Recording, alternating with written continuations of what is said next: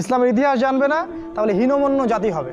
তুমি জানবেই না তোমার এই বাপ দাদারা ছিল সিংহ পুরুষ, তুমি এটা জানবেই না। তোমার শেকড় যে এত সিংহ পুরুষ দিয়ে ভর্তি, এটা তুমি জানোই না। এই জন্য হীনমন্যতায় ভোগো, মনে হয় যে আমাদের কেউ নাই, আমরা এতিম। জি না, আমরা এই বিশ্ব শাসন করেছি 100 বছর আগেও। এই 100 বছর আগেও এই পুরো বিশ্ব আমাদের হাতে ছিল। এখন যা দেখছো এরকম অতীত এরকম ছিল না। একটা ওমরের হুঙ্কারে সারা বিশ্ব কেঁপে যাইতো। এক আলী রাদিয়াল্লাহু আনহু যদি জিহাদের মাঠে হুঙ্কার দিতেন, সমস্ত কাফের হৃদয় একদম দরদর করে কাঁপতে থাকতো।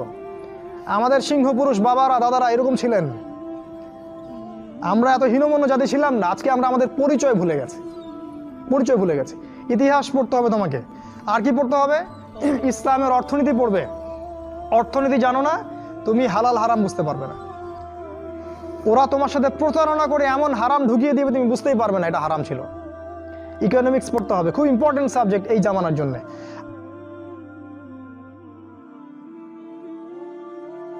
প্রিয় দিনী ভাইরা, আজকের এই সংক্ষিপ্ত সময়ের মধ্যে আমি একটা বিষয় নিয়ে আপনাদের সাথে কথা বলবো ইনশাআল্লাহ।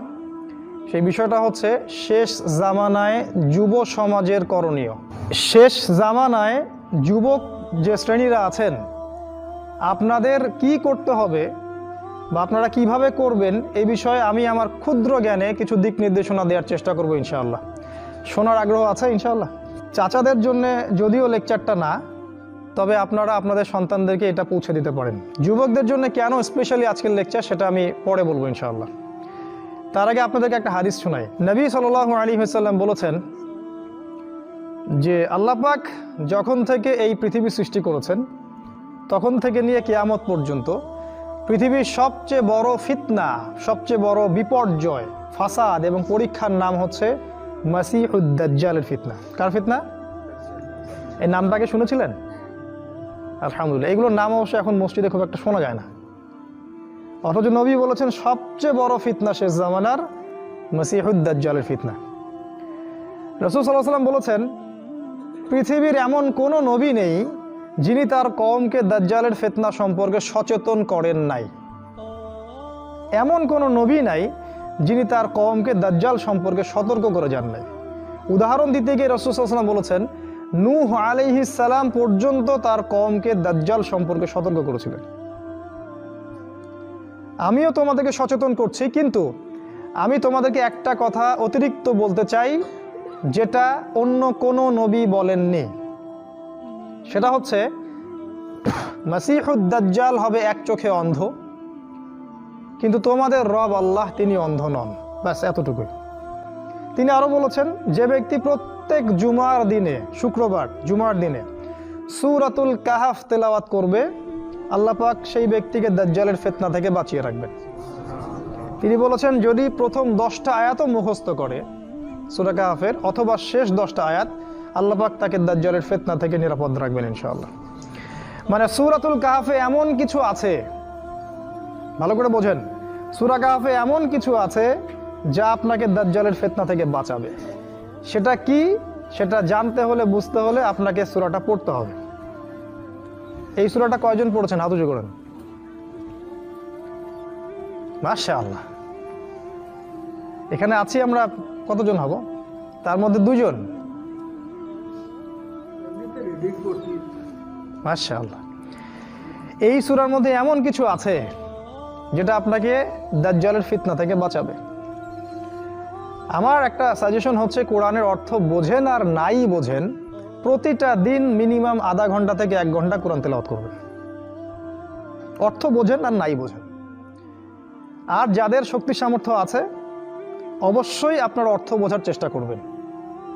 যাদের সামর্থ্য নাই, যেমন চাচা বললেন আমি রিডিং পড়ি, বয়সের একটা ব্যাপার আছে, আপনার সেই সুযোগ আছে। আপনি সারা জীবনে অনার্স করলেন, মাস্টার্স করলেন, এদিকে এসএসসি ইন্টার করলেন, বিবিএ এমবিএ করছেন, ডক্টরেট করছেন, কেমব্রিজ অক্সফোর্ড হার্ভার্ডে পড়াশোনা করছেন, আর একটা সূরা অর্থ জানতে পারেন না, তাহলে কোরআনকে আপনি মূল্যায়ন করেননি। সহজ কথা, তার মানে আপনি কোরআনকে মূল্যায়ন করেননি। কোরআন আপনার কাছে 4th সাবজেক্ট, আর অন্য এই বিষয়গুলো আপনার কাছে মেইন সাবজেক্ট। যদি এই হয় অবস্থা, তাহলে এই যে হাদিসটা শুরুতে বলেছিলাম, আল কোরআন হুজ্জাতুন লাকা ওয়া আলাইক, কোরআন তোমার পক্ষে দলিল অথবা তোমার বিপক্ষে সাক্ষী দিবে, আপনার বিপক্ষেই কোরআন সাক্ষী দিবে। আপনিই সেই ব্যক্তি যার বিপক্ষে কোরআন সাক্ষী দেবে ইনশাআল্লাহ। অপেক্ষা করতে থাকেন। কোরআনের 6টা হক আছে।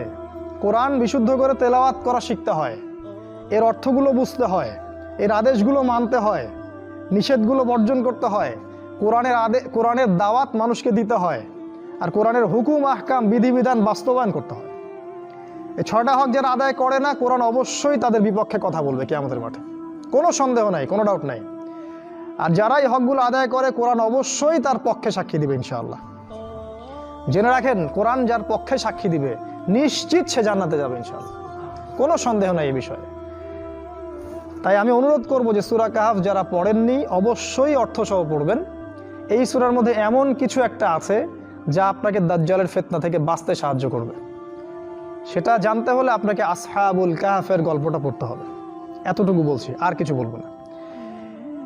তো রাসূলুল্লাহ সাল্লাল্লাহু আলাইহি ওয়াসাল্লাম আপনাকে দাজ্জাল সম্পর্কে সচেতন করেছেন, আরও বলেছেন দাজ্জাল শেষ জামানায় বের হবে। ভালো করে কথাগুলো বোঝেন। দাজ্জাল শেষ জামানায় বের হবে।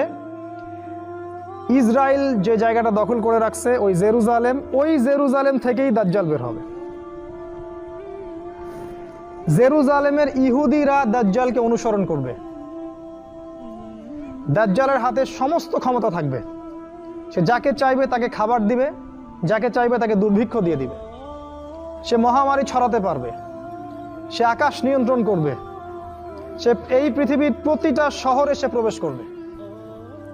সে এমন শক্তিশালী হবে যে মুমিনরা পর্যন্ত তার সামনে ঈমান নিয়ে দাঁড়াতে পারবে না, ইল্লা মাশা আল্লাহ, আল্লাহ যেটা চান সেটা বাদ দিয়ে। এক কথায় পৃথিবীর বেশিরভাগ মানুষ তাকে আল্লাহ বলে স্বীকার করে নেবে। তার এক হাতে জান্নাত থাকবে, এক হাতে জাহান্নাম। নবী সাল্লাল্লাহু আলাইহি ওয়াসাল্লাম বলছেন এমন কোনো ফিতনা নাই যেটা এই ফিতনার চেয়ে ভয়ঙ্কর। এবার আপনাকে দু একটা কথা বলি। দাজ্জাল বের হবে কোন জায়গা থেকে? জেরুজালেম থেকে। তার মানে দাজ্জাল যদি জেরুজালেম থেকে বের হয়, আপনারা ম্যাপে তো দেখেছেন কমসে কম জেরুজালেম কোন জায়গা, যেখানে একসময় দাউদ আলাইহিস সালামের খেলাফত ছিল, তারপর সুলাইমান আলাইহিস সালামের খেলাফত ছিল, তারপরে নবী মুসা আলাইহিস সালামের পর ইউশা বিন নুন সেটা আক্রমণ করে জয় করেছিলেন, তারপর ইহুদিরা বনু ইসরাইল সেখানে ছিল, তারপরে যখনই ওরা আল্লাহর সীমা লঙ্ঘন করেছে আল্লাহ পাক ওখান থেকে ওদেরকে বের করে দিয়েছেন।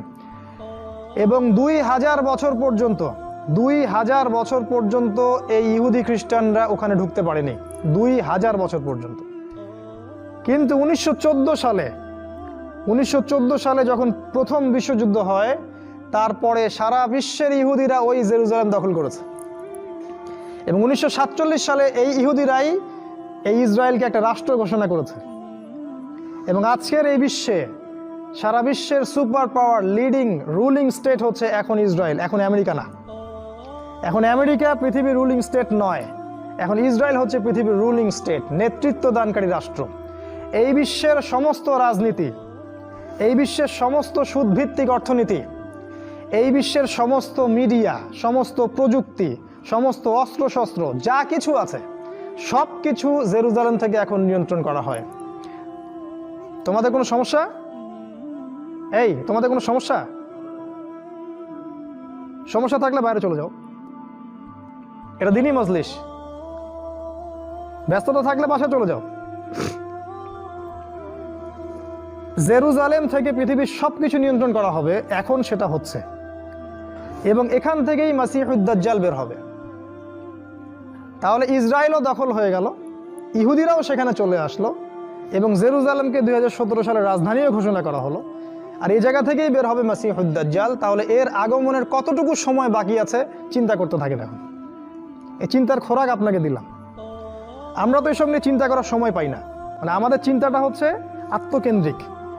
নিজে কতটুকু আমল করব, কতটুকু বাঁচবো, খাবো দাবো, ফুর্তি করব, দুনিয়ায় এই যে বাড়ি গাড়ি টাকা পয়সা এগুলা, অথবা যুবকদের নারী, নেশা, মদ, স্ট্যাটাস, এই জিনিসগুলো আর কি। আর যারা ধার্মিক তাদের চিন্তা আরও বড় জায়গায়। ধার্মিকদের চিন্তা হচ্ছে কিভাবে ভাইয়ে ভাইয়ে মারামারি করা যায় আর কি।